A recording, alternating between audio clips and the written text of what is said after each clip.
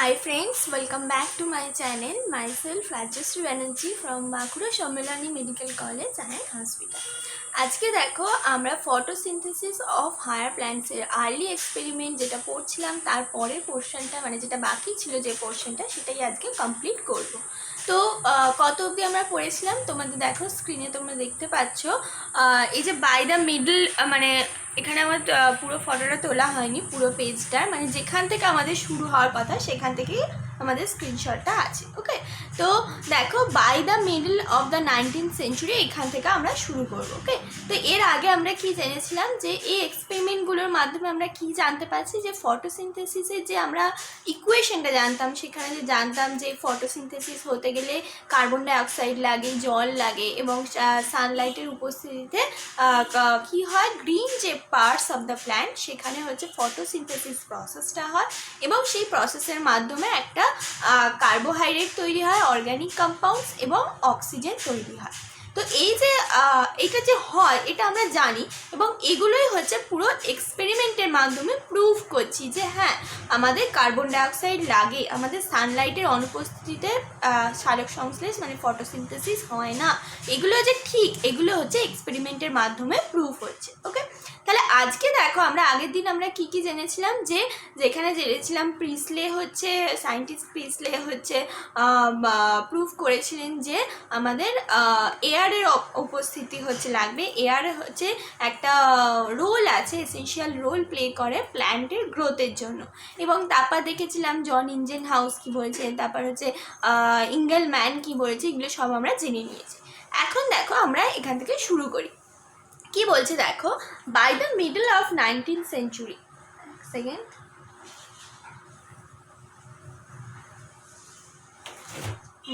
By the middle of 19th century, the key features of plant photosynthesis were known, namely that plants could use light energy to make carbohydrate from CO2 and water. অর্থাৎ আমরা 19th সেঞ্চুরির মিডলে এসে আমরা যে প্ল্যান্টের ফটোসিনথেসিসের যে কি ফিচার্সগুলো মানে যেগুলো ইম্পর্টেন্ট যে ফিচার্সগুলো সেগুলো কিন্তু আমাদের অলরেডি জানা হয়ে গেল। কি জানলাম যে that plants could use light energy to make carbohydrate from CO2 and water, যে প্ল্যান্ট আমাদের লাইট এনার্জিটাকে ইউজ করে CO2 এবং ওয়াটার থেকে কার্বোহাইড্রেট তৈরি করতে পারে। ওকে, দ্য এম্পেরিক্যাল ইকুয়েশন যেমন দেখো আমরা মানে সহজ করে যদি ভাবো যে আমরা মনে করো কিছু কাঁচামাল কিনে আনলাম, তো কাঁচামালগুলোকে শুধু কড়াই দিয়ে দিলাম, তেলে দিয়ে দিলাম, তাহলেই কিন্তু সেটা রান্নাটা হবে না। আমাদের কি দরকার, গ্যাসের দরকার বা একটা এনার্জি সোর্সের দরকার। যারা মনে করো উনুনে আছে করে একটা এনার্জি সোর্স দরকার। ঠিক একইভাবে এখানেও হচ্ছে আমাদের কাঁচামালের জায়গাটা হচ্ছে CO2 এবং ওয়াটার হচ্ছে কভার করছে, আর আমাদের যে এনার্জি সোর্সটা সেটা হচ্ছে আমাদের লাইট এনার্জি। তাহলে লাইট এনার্জির উপস্থিতি মানে লাইট এনার্জিটাকে ইউজ করে CO2 এবং ওয়াটার থেকে কার্বোহাইড্রেট তৈরি হচ্ছে। ওকে, the empirical equation representing the total process of photosynthesis for oxygen evolving organism was then understood as যেটা নিচে লেখা আছে CO2 plus H2O, CH2O কি থার্ড ব্র্যাকেটের মধ্যে প্লাস অক্সিজেন। এটা কি, এটা হচ্ছে এম্পিরিক্যাল ফর্মুলা, অর্থাৎ মিনিমাম মানে যেটা লাগছে আমাদের। এটা পুরো ব্যালেন্সড ইকুয়েশন কিন্তু নয়, এম্পিরিক্যাল ফর্মুলা মানে যেটা আমাদের লাগছে আর যেটা আমাদের তৈরি হচ্ছে সেটা একটা সিম্পল ইকুয়েশনের মাধ্যমে প্রকাশ করা। তাহলে আমরা এখন আমাদের ফটোসিনথেসিসের এম্পিরিক্যাল ফর্মুলাটা জেনে গেছি যে আমাদের CO2 লাগে, H2O লাগে এবং লাইটের উপস্থিতি লাগে, তবেই আমাদের একটা green parts of the plants কি তৈরি করে CH2O যেটা হচ্ছে কার্বোহাইড্রেট এবং হচ্ছে অক্সিজেন ইভলভ করে। হলো, তারপর নিচের লাইনে কি বলছে, where CH2O represent a carbohydrate, example glucose, a 6 carbon sugar। অর্থাৎ এই যে এম্পিরিক্যাল ফর্মুলাটা আছে এখানে যে CH2O এটা কি রিপ্রেজেন্ট করে, এটা রিপ্রেজেন্ট করে কার্বোহাইড্রেটকে। এক্সাম্পল স্বরূপ হচ্ছে গ্লুকোজ, গ্লুকোজ কি একটা 6 কার্বন সুগার। এগুলো কিন্তু গ্লুকোজ সম্বন্ধে আমরা কিন্তু অনেক কিছুই জেনে গেছি বায়োমলিকিউলস চ্যাপ্টারে, কেমিস্ট্রি বায়োমলিকিউলস আমাদের পড়া হয়ে গেছে পুরো এরকম লাইন বাই লাইনই, কিন্তু এনসিইআরটির পড়িয়ে দিয়েছি। বায়োমলিকিউলসে লাস্টে কিছু একটু পোর্শন শেষ আছে, ওগুলো অতটাও ইম্পর্টেন্ট নয়। যে জায়গাগুলো ইম্পর্টেন্ট অর্থাৎ গ্লুকোজের জায়গাটা, তারপরে জায়গাগুলো প্রোটিন, সেগুলো কিন্তু আমাদের অলরেডি কভার আছে।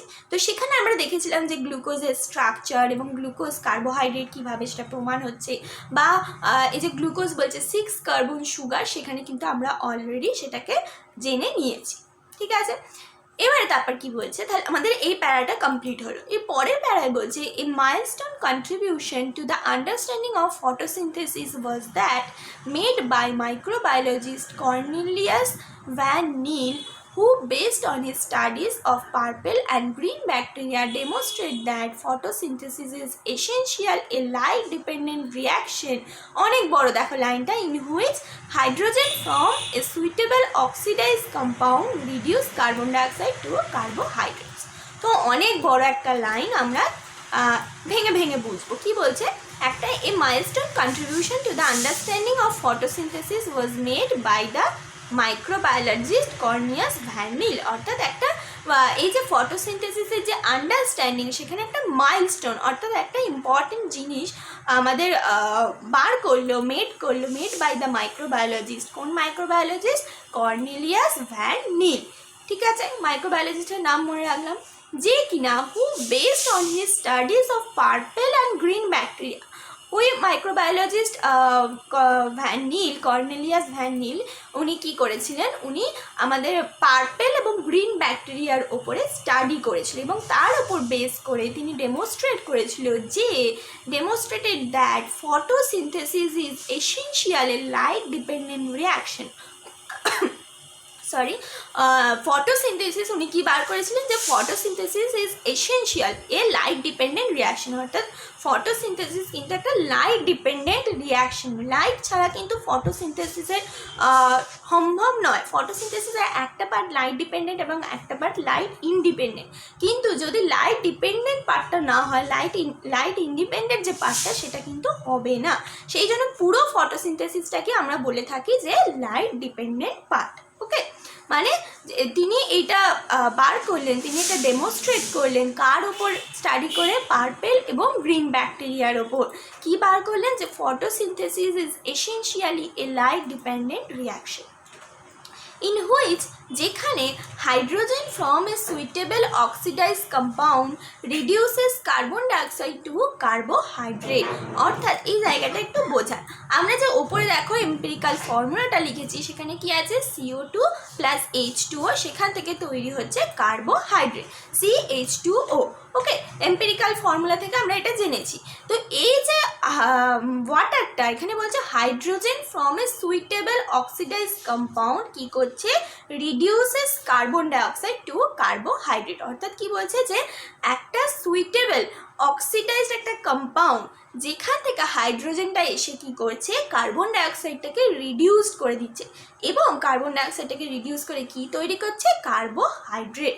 তাহলে এখানে কার্বন ডাইঅক্সাইড এবং H2O আছে, আমাদের দুটো রিয়েজেন্ট, এবং কার্বন ডাইঅক্সাইডটা আমাদের রিডিউসড হচ্ছে। তাহলে অক্সিডাইজড এজেন্ট কোনটা, H2O।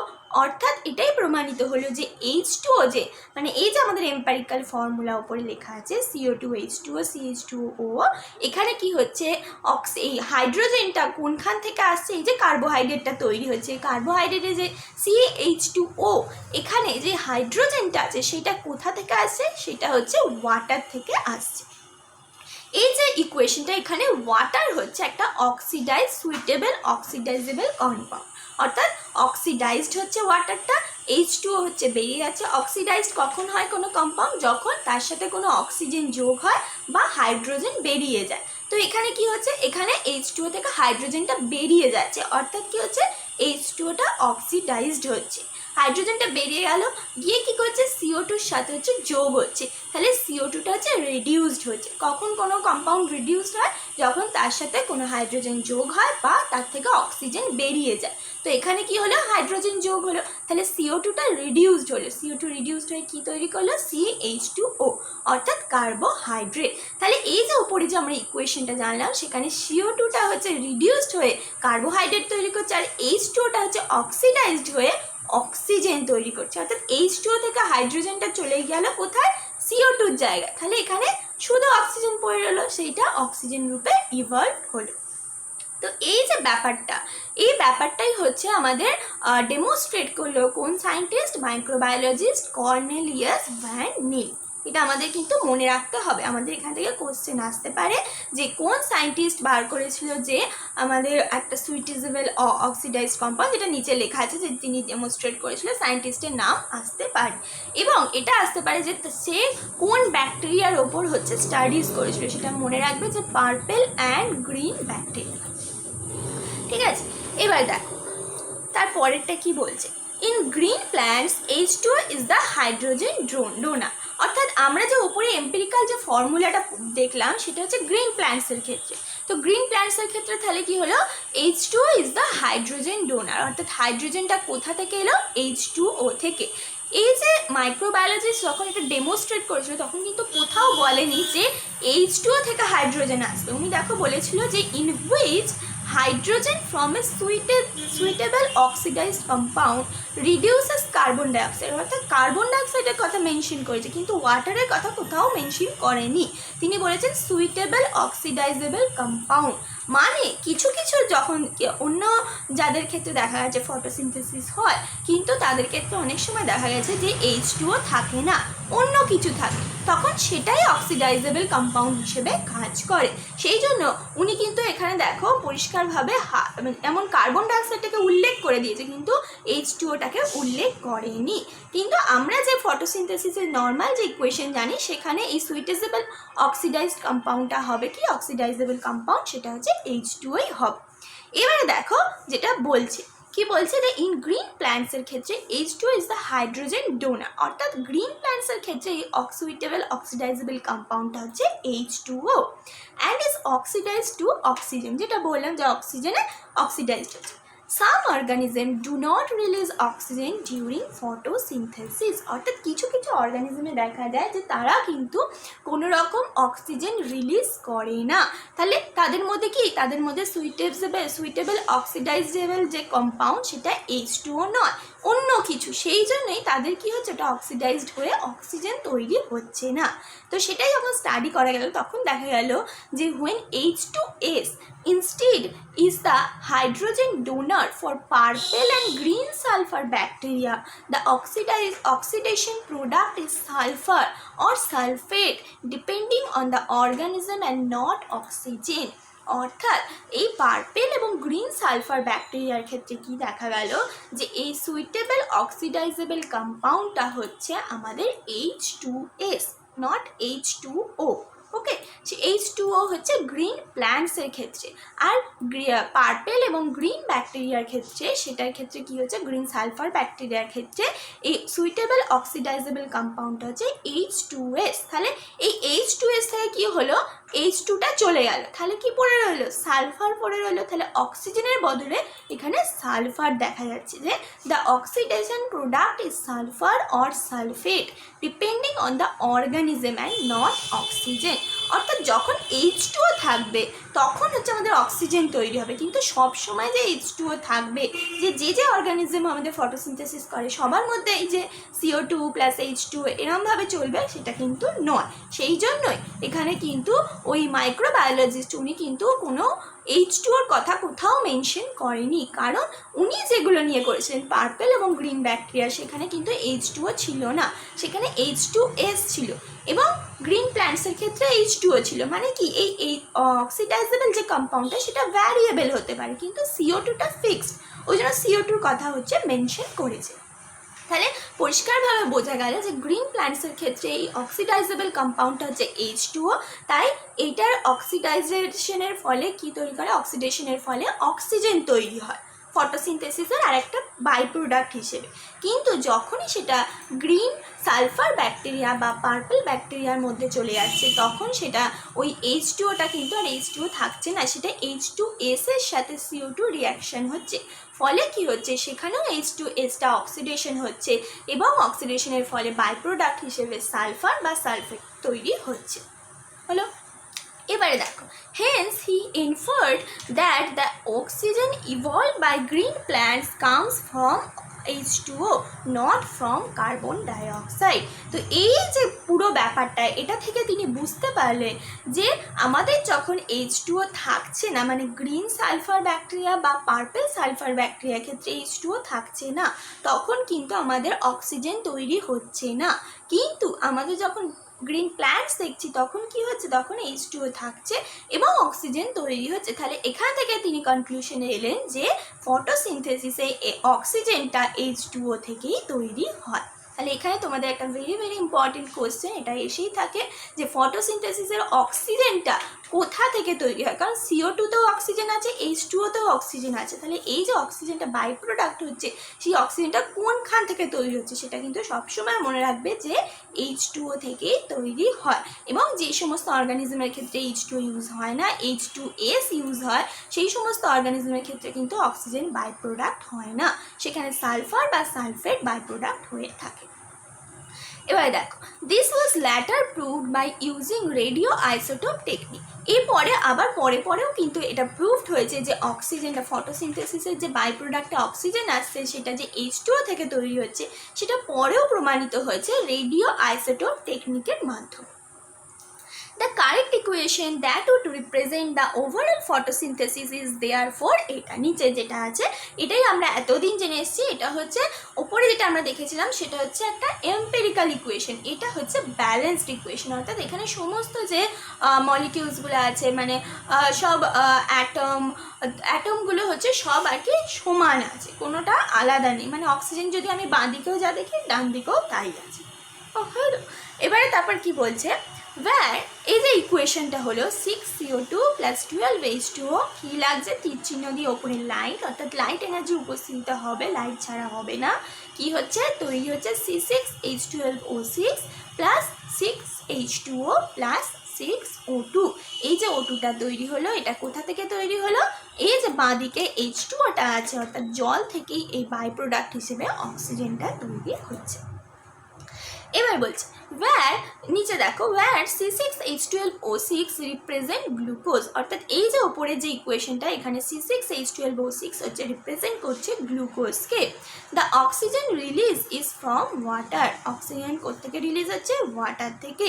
This was proved by using radio isotope technique. অর্থাৎ তোমাদের যদি বলে যে অক্সিজেনটা যে ওয়াটার থেকে তৈরি হচ্ছে, এটা কোন এক্সপেরিমেন্টের মাধ্যমে প্রুভ হচ্ছে, সবসময় লিখবে রেডিও আইসোটোপ টেকনিকের মাধ্যমে।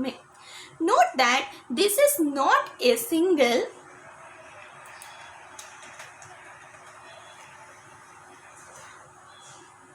reaction but description of a multi-step process called photosynthesis। অর্থাৎ এই যে আমরা আগের পাতাতে যে রিয়াকশনটা দেখলাম, ওই রিয়াকশনটা একটা যে এরকম হয়ে গেল CO2 সঙ্গে H2O হয়ে লাইটের উপস্থিতিতে সঙ্গে সঙ্গে যে একটা স্টেপে তৈরি হয়ে গেল তা কিন্তু নয়। এটা আমরা ছোটোবেলা থেকে যেটা পড়ে এসেছি এটা একটা গ্রস করে পড়ানো হয়েছে, কিন্তু এখন সেটাকে আমাদের ডিটেলসে জানতে হবে যে অনেকগুলো স্টেপ হয়ে যে ওই রিয়াক্ট্যান্টগুলো থেকে অনেকগুলো স্টেপসের মাধ্যমে এসে এই প্রোডাক্ট তৈরি হচ্ছে। আমাদের ছোটোবেলায় কি শেখানো হয়েছে বা এখনও যেটা আমরা দেখলাম, ওই রিয়াক্ট্যান্ট এবং প্রোডাক্টটাকে দেখিয়ে দেওয়া হয়েছে, তো মাঝের যে স্টেপগুলো সেগুলো কিন্তু আমাদের বলা হয়নি, কিন্তু সেগুলো এখন আমাদের এবার পড়তে হবে। সেটাই বলছে যে এটা কিন্তু একটা স্টেপের রিয়াকশন নয়, description of A multi step process, অনেকগুলো স্টেপ প্রসেস আছে যেটাকে আমরা বলছি ফটোসিনথেসিস। তারপরে একটা কি কোশ্চেন করেছে NCERT, can you explain why 12 molecule of water as substrate are used in the equation given above. তো ওটা হবে আর কি, মানে আমার যেটা মনে হয় যে ওটা ইকুয়েশনটাকে ব্যালেন্স করার জন্যই হয়েছে। তোমাদের যদি আরও অন্য কিছু মনে হয় কোশ্চেনটার অ্যান্সার অবশ্যই কিন্তু কমেন্ট বক্সে লিখবে। এটা ইকুয়েশনটাকে ব্যালেন্স করার জন্যে ওই রকম মানে অনুপরমাণুগুলোকে আলাদা আলাদা করে যেরকমভাবে আমরা ইকুয়েশন ব্যালেন্স করতে জানি সেইভাবেই করছি। ঠিক আছে, তাহলে আজকে আমরা এই অবধি পড়লাম। পরের দিন আমরা পড়বো where does photosynthesis take place, অর্থাৎ কোথায় ফটোসিনথেসিস টেক প্লেস হয়, কোথায় ঘটে। ঠিক আছে, আজকে তাহলে এই অবধি, থ্যাংক ইউ।